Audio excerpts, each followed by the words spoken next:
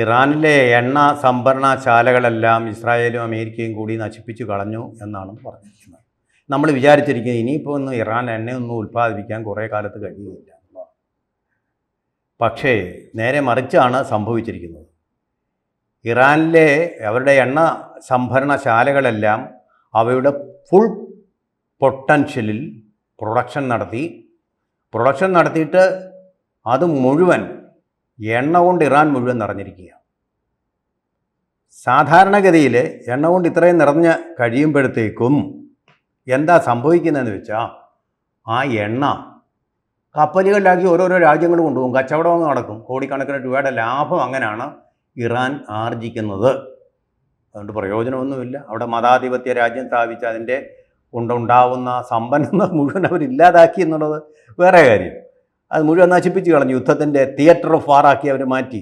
അത് അവരുടെ സ്വഭാവം, അത് പോട്ടെ, അവരുടെ രക്തത്തിൽ അലിഞ്ഞിരിക്കുന്ന ഒരു സ്വഭാവമാണ്. പക്ഷേ ഇപ്പോൾ വലിയൊരു പ്രശ്നം അവരെ അലട്ടുന്നത് ഈ എണ്ണ എങ്ങനെ കൊണ്ടുപോകും. കാര്യം എന്താ? ഒരു വശത്ത് അവർ തന്നെ പൂട്ടിയിട്ടിരിക്കുന്ന കടലിൽ, ആ ഭാഗത്തെ കടലിൽ കൂടി കുറച്ചൊക്കെ കൊണ്ടുപോകുന്നുണ്ട് കേട്ടോ. മറുഭാഗത്ത് ഇവർക്ക് കൂടുതലായിട്ട് കൊണ്ടുപോകാനുള്ള സ്ഥലമെന്ന് പറഞ്ഞാൽ ഒമാൻ തീരത്തു കൂടിയുള്ള യാത്രയാണ്. ആ ഒമാൻ തീരത്തു കൂടിയുള്ള യാത്രയ്ക്ക് തടയിട്ടുകൊണ്ട് 3 എമ്പട്ടൺ കപ്പലുകൾ അമേരിക്ക അവിടെ കൊണ്ടിട്ടിരിക്കുക. അവരെ ഇറാൻ്റെ പതാക ഉള്ള 2 കപ്പലുകൾ പിടിച്ചെടുത്തു. അതിന് പകരമായിട്ട് ഇറാൻ അവരുടേതല്ലാത്ത 3 കപ്പലുകൾ അവരും പിടിച്ചെടുത്തു. ആ പിടിച്ചുകെട്ടൽ അതിങ്ങനെ നടന്നുകൊണ്ടിരിക്കുക. എണ്ണയുടെ ആ ഒരു സപ്ലൈ ചെയിൻ അവിടെ തകർക്കപ്പെട്ടിരിക്കുക. അതിൻ്റെ ഫലമായിട്ട് ഇത് സപ്ലൈ ചെയ്യാൻ പറ്റുന്നില്ല, അങ്ങോട്ട് ഡിസ്ട്രിബ്യൂട്ട് ചെയ്യാൻ പറ്റുന്നില്ല. ഇപ്പോൾ ശരിക്കും ഇറാൻ്റെ ഒരു അവസ്ഥ എന്ന് പറഞ്ഞാൽ നല്ല പാല് കിട്ടുന്ന പശുവിൻ്റെ അകിട് മുഴുവൻ പാല് നിറഞ്ഞിരിക്കുക, അത് കറക്കുന്നില്ല. എന്തു സംഭവിക്കും? അത്തരമൊരവസ്ഥയിലാണ് ഇന്നിപ്പോൾ എണ്ണ കൊണ്ട് സമ്പന്നമായിട്ടുള്ള, പാലല്ല, ക്ഷീരമല്ല, ഇവിടെ ഉള്ളത് എണ്ണയാണ്. ആ എണ്ണ എങ്ങനെ പുറത്തേക്ക് കളയും, ബഹിർഗമിപ്പിക്കും എന്നുള്ള വലിയൊരു ക്രൈസിസാണ് ഇപ്പോൾ അവിടെ. പക്ഷേ ആ ക്രൈസിസിലും അവരുടെ ശാസ്ത്രജ്ഞന്മാരെ എല്ലാം ഇസ്രായേൽ തന്ത്രപരമായിട്ട് കൊന്നിട്ടും അവരിപ്പോൾ വലിയൊരു തീരുമാനമെടുത്തിരിക്കുക. തീരുമാനമെന്ന് പറഞ്ഞു കഴിഞ്ഞാൽ നമ്മളൊരല്പം ഞെട്ടിപ്പോവും. ഹോർമൂസ് കടലിൽ അവരൊരു പ്രേതത്തെ ഇറക്കിയിരിക്കുക. പ്രേതത്തെ ഇറക്കിയിരിക്കുക അമേരിക്കയെ പേടിപ്പിക്കാൻ വേണ്ടിയിട്ട്. പേടിപ്പിക്കാൻ മാത്രമല്ല, ഇത് നേരിടാൻ വേണ്ടി കൂടിയിട്ട്. പ്രേതമോ എന്നൊരു സംശയം നമുക്ക് തോന്നാം, പക്ഷേ ആ പ്രേതം തന്നെയാണ്. അതായത് 900 അടി നീളമുള്ള ഒരു കപ്പൽ. അത് കുഴപ്പമില്ല, അത്രയൊക്കെ ഉള്ള കപ്പലുകൾ ധാരാളമുണ്ട്. അവിടെ അല്ല, അടിയുടെ പ്രശ്നത്തിലല്ല, നീളത്തിൻ്റെ പ്രശ്നത്തിലല്ല കുഴപ്പം. അതിൻ്റെ പഴക്കം 30 വർഷം. 30 വർഷം പഴക്കമുള്ള ഒരു കപ്പൽ. നാഷ്, അതിൻ്റെ പേര് നാഷ എന്നാണ്. ആ നാഷ എന്ന് പറയുന്ന കപ്പൽ ഒരു ഇരുമ്പ് ചട്ടക്കൂട് മാത്രമാണ്, വേറൊന്നുമല്ല. സഞ്ചരിക്കാനും ഒന്നും പറ്റില്ല. 30 വർഷം കഴിയുമ്പോഴത്തേക്കും ഈ കപ്പൽ തീരത്തടുപ്പിച്ച് അത് തല്ലി തകർക്കേണ്ട കാലം അതിക്രമിച്ചിരിക്കുകയാണ്. അതായത് ആ കപ്പൽ അങ്ങ് തകർത്ത് അതിൻ്റെ ആക്രി സാധനങ്ങൾ എടുക്കുക. അതൊരു ബൃഹത്തായ വ്യവസായമാണ് കേട്ടോ. ഗുജറാത്ത് തീരത്തൊക്കെ വലിയ തോതിൽ നടക്കുന്ന ഒരു വ്യവസായമാണ് കപ്പൽ ഇങ്ങനെ തകർക്കുക എന്ന് പറയുന്നത്. അതിൻ്റെ പരമാവധി ഓടിക്കഴിഞ്ഞു. ഇനി കണ്ടം ചെയ്ത് കട്ടപ്പുറത്ത് വെക്കുക എന്ന് പറഞ്ഞത്. ഇത് കട്ടപ്പുറത്ത് വെക്കാൻ പറ്റില്ലല്ലോ, കപ്പൽ വെള്ളപ്പുറത്ത് വെക്കാനേ പറ്റത്തുള്ളൂ. അതുകൊണ്ട് തുറമുഖങ്ങളിൽ അടുപ്പിച്ചിട്ട് ആ കപ്പലുകളെ ഡീകൺസ്ട്രക്റ്റ് ചെയ്യുന്ന ഒരു പരിപാടി. ആ പരിപാടിയിലേക്ക് കപ്പലുകളുടെ ഒരു തരം അപധർമ്മമാണ്. ആ പരിപാടിയിലേക്ക് കൊണ്ടുവന്ന സമയമായി. ഈ കപ്പൽ പക്ഷേ അങ്ങനെ ചെയ്യുന്നില്ല. ഈ കപ്പൽ കടലിനടി കിടക്കുമായിരുന്നു. അവിടെ നിന്ന് അവന് ടൈറ്റാനിക് പോലെ ഉയർത്ത് എഴുന്നേൽപ്പിച്ചിട്ട് എന്ത് ചെയ്യുക? ഇപ്പോൾ കാർഗ് ഐലൻഡ് എന്ന് പറയുന്ന അവരുടെ ഏറ്റവും വലിയ എണ്ണ ഉത്പാദനശാലയിൽ നിന്ന്, ഇപ്പം നമ്മുടെ ഈ മുല്ലപ്പെരിയാർ കവിഞ്ഞൊഴുകി എന്നൊക്കെ പറയുന്ന ഒരു അവസ്ഥയില്ലേ. അപ്പോൾ അതിൻ്റെ ഫുൾ കപ്പാസിറ്റി അതിൻ്റെ 160 മറ്റോ ആണ്. അതിലും കൂട്ടണമെന്നാണ് തമിഴ്നാട് ആവശ്യപ്പെടുന്നത്. അത്രയും എത്തിക്കഴിഞ്ഞാൽ ഷട്ടറുകൾ തുറക്കേണ്ടി വരും, വെള്ളം പുറത്തേക്ക് പോകണം. അല്ലെങ്കിൽ വെള്ളമെല്ലാം കൂടെ അണക്കെട്ടിൽ കെട്ടി നിന്നിട്ട് അതിനൊരു പൊട്ടൽ സംഭവിച്ചു കഴിഞ്ഞാൽ ആ പൊട്ടൽ എന്ന് പറയുന്ന ഒരു 5 ജില്ലകളെ തകർക്കുന്ന ഒരു പൊട്ടലായിരിക്കും. താങ്ങാൻ പറ്റുന്നതായിരിക്കില്ല അത് കേരളത്തിനും കേരളത്തിലെ ജനങ്ങൾക്കും. എന്ന് പറഞ്ഞതുപോലെ തന്നെ ഇത് കടലിൻ്റെ മുകളിൽ നിന്ന് ഉയർത്തിക്കൊണ്ടുവന്നിട്ട് അതിൽ ഈ എണ്ണ അങ്ങ് സ്റ്റോറേജ് ചെയ്യുക. ഇതാണിപ്പോൾ ഇറാൻ നടത്തുന്ന പരിപാടി. അങ്ങനെ കപ്പലിനെ ആവിഷ്കരിച്ച് 30 വർഷമുള്ള കപ്പലിനെ പുനരാവിഷ്കരിച്ചുകൊണ്ട് ടൈറ്റാനിക് പോലെ പൊക്കിയെടുത്തും കൊണ്ട് വന്നിട്ട് അതിനകത്തിപ്പോൾ കാർഗിൽ നിന്നുള്ള എണ്ണ നിറയ്ക്കുക എന്ന് പറഞ്ഞാൽ അതിൻ്റെ അർത്ഥം ചുരുക്കം അത് കച്ചവടത്തിൻ്റെ റഷ്യയിലേക്കോ ചൈനയിലേക്കോ ഒന്നും കൊണ്ടുപോകുന്നില്ല, പകരം അവിടെ തന്നെ കിട്ടുക എന്ന് പറഞ്ഞാൽ it is A floating storage tanker. Floating tanker എന്ന് പറയാം. യാത്ര ചെയ്യുന്നില്ല, അവിടെ തന്നെ എണ്ണയുമായിട്ട് അവൻ സുഖത്തിൽ കടലോളങ്ങളിൽ ഇങ്ങനെ അങ്ങനെ ചാഞ്ചാടി നിൽക്കും. നങ്കൂരമിട്ട് തന്നെ നിൽക്കുക, നങ്കൂരം എടുക്കത്തില്ല.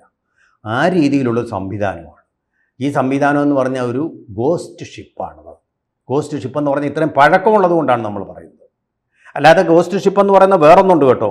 അത്തരം ഗോസ്റ്റ് ഷിപ്പുകൾ ഇറാൻ തീരത്ത് ധാരാളമായിട്ട് വരുന്നു എന്ന് പറയുന്നുണ്ട്. അതായത് അമേരിക്കയുടെ റഡാർ സംവിധാനത്തിൻ്റെ കണ്ണുകൾക്ക് കണ്ടുപിടിക്കാൻ കഴിയാത്ത രീതിയിലുള്ള കപ്പലുകൾ എന്ന് പറഞ്ഞാൽ അവരുടെ നേവിഗേഷൻ സിസ്റ്റം എന്ന് പറയുന്നത് നമ്മൾ ഈ ഉപയോഗിക്കുന്ന GPS അല്ല, മറ്റ് ചൈനയെ തദ്ദേശീയമായി വികസിപ്പിച്ച ഒരു നേവിഗേഷൻ സമ്പ്രദായം. അതിലൂടെ ആവുമ്പോൾ ഇവരുടെ കണ്ണ് വെട്ടിച്ചു കൊണ്ട് പോകാൻ പറ്റും. അങ്ങനെ ചൈന ധാരാളം എണ്ണ കൊണ്ടുപോകുന്നുണ്ട്. ആ കൂട്ടത്തിലാണ് ഈ മറ്റൊരു തരത്തിൽ പഴക്കം കൊണ്ട് ഗോസ്റ്റായി പോയൊരു ഷിപ്പ്, മരിച്ചു പോയൊരു ഷിപ്പ് പുനർജനിച്ചു വരും. അതുകൊണ്ടാണ് ഞാനതിനെ പ്രേതക്കപ്പൽ എന്ന് വിശേഷിപ്പിച്ചത്. അത്തരം ഒരു പ്രേതക്കപ്പലും കൂടി നമുക്കിപ്പോൾ ഹോർമൂസിൽ പോയാൽ കാണാൻ കഴിയും. അങ്ങനെ ഒന്നിനെ അവർ പുനരാവിഷ്കരിച്ചിരിക്കുന്നു. കാരണം ആ എണ്ണയെല്ലാം കൂടെ സംഭരിച്ചു കഴിഞ്ഞിട്ട് ഇനിയുണ്ടെന്നാണ് പറഞ്ഞത്, ഇനിയും അവരെ ഉൽപ്പാദിപ്പിച്ചുകൊണ്ടിരിക്കുക. അപ്പോൾ വേറൊരു കാര്യം കൂടി വ്യക്തമാക്കുന്നു. നമ്മൾ ആ കാർഗ് ഐലൻഡ് മുഴുവൻ തകർത്ത് കളഞ്ഞു ഇസ്രായേൽ എന്ന് അവകാശപ്പെട്ടല്ലോ. ഉത്പാദനം മുഴുവൻ നിലച്ച് ഇനിയൊന്നുമില്ല ഇറാൻ. അത് വെറും പൊട്ട കള്ളമാണെന്നുള്ളത് മനസ്സിലായി. അപ്പോൾ ഈ വീമ്പടികളെല്ലാം നിരാകരിക്കുന്നതാണ്. എണ്ണ കൊണ്ട് സമ്പന്നമായിരിക്കുന്നു വീണ്ടും ഇറാൻ എന്നുള്ള കാര്യം. ഞാൻ ഇറാൻ്റെ പക്ഷം പിടിച്ചോ ഒന്നും പറയല്ല. അവർ രണ്ടു കൂട്ടരും കൂടി ലോകത്തിൻ്റെ സപ്ലൈ ചെയിൻ തകർത്തിരിക്കുകയാണ്, ലോകത്തിനെ ആഗോള മാന്ദ്യത്തിലേക്ക് നയിച്ചിരിക്കുകയാണ്. രണ്ടു കൂട്ടരും ചർച്ചയ്ക്ക് തയ്യാറല്ല. ഈ പാകിസ്ഥാൻ നടത്തുന്ന ഈ പ്രഹസനങ്ങൾ കൊണ്ടൊന്നും ഒരു പ്രയോജനം ഉണ്ടാവുകയില്ല എന്നുള്ളൊരു രീതിയിലാണ്. ഇതുകൊണ്ടാണ് ഇന്ത്യ ഇതിന് പോകാത്തത്. വെറുതെ പോയി നാണം കെട്ട് നമുക്ക് തിരിച്ചു വരാം, നമുക്ക് ദുഷ്പേരുണ്ടാക്കും. കാരണം ഇവർ രണ്ടു കൂട്ടരും വഴങ്ങുകയില്ല എന്ന് പറഞ്ഞാൽ അമേരിക്ക കുറച്ച് വ്യവസ്ഥകൾ കൊടുത്തിട്ടുണ്ട്. അത് ഇറാൻ ഒരിക്കലും അംഗീകരിക്കാൻ പറ്റുന്നതല്ല. ഒരു ബോധമില്ലാത്ത ഒത്തുതീർപ്പ് വ്യവസ്ഥകൾ. ഇപ്പോൾ 10 പാകിസ്ഥാനി കൊടുത്തേച്ച് പോകും എന്ന് പറയുന്നു അസീം മുനീറിൻ്റെ കയ്യിൽ. ഇത് വേണമെങ്കിൽ അവന്മാരുടെ കൊടുക്കുക, അവന്മാർക്ക് സമ്മതമാണെങ്കിൽ നമ്മൾ യുദ്ധം ചെയ്യാം. ഇത് അമേരിക്കയ്ക്ക് വലിയ നാണക്കേടാണ്. നമ്മൾ ലോകത്തിലെ ഏറ്റവും വലിയ ശക്തമായ രാജ്യത്ത് അവരിങ്ങനെയൊക്കെ കാണിക്കുന്നു. നമ്മളെക്കാൾ വലിയൊരു ശക്തനോ, ഒരു കാട്ടിൽ 2 സിംഹമോ എന്നൊക്കെ അവർക്കും ഒരു ചിന്താഗതി വരാം.